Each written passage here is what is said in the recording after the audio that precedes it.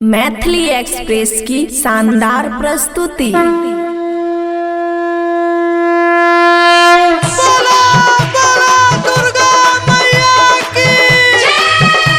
खुशी recording studio बलुआ। मैया है मैया है मैया है मैया है मैया है अइला पूजा करे तोरे द्वार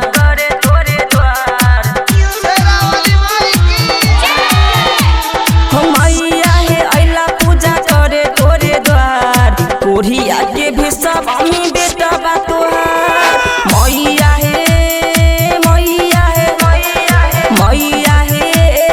मैया है मैया है अइला पूजा करे तोरे द्वार कोढ़िया के भी सब हमें बेटा बा तोहार। क्या नाम है आपका? क्या नाम है आपका? कोढ़िया के भी सब हमें बेटा बा तोहार। डीजे योगेंद्र हरी भिट्टा। डीजे योगेंद्र हरी भिट्टा। खुशी रिकॉर्डिंग स्टूडियो बलुआ। हाँ साझे से कानैत कलकै भोर है ये ताना नहीं मैया तू बहना कठोर है ये ताना नहीं मैया तू बहना कठोर है। हाँ साझे से कानैत कलकै भोर है ये ताना नहीं मैया तू बहना कठोर है। दुनू हाथी जोड़ के करे छा गोहार कोढ़िया के भी सब में बेटा बा तोहार। मैया है मैया है मैया है मैया है।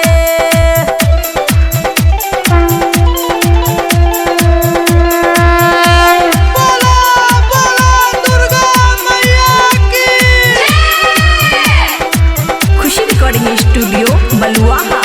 हाँ सुना है पुकार मैया बेटा नर जीत के करो बेड़ा पार हमरा भैया सोनू जीत के करो बेड़ा पार हमरा भैया सोनू जीत के। सुना है पुकार मैया बेटा नर जीत के करो बेड़ा पार हमरा भैया सोनू जीत के।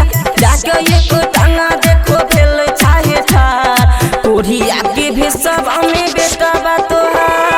मैया है मैया है मैया है मैया है। खुशी रिकॉर्डिंग स्टूडियो बलुआ।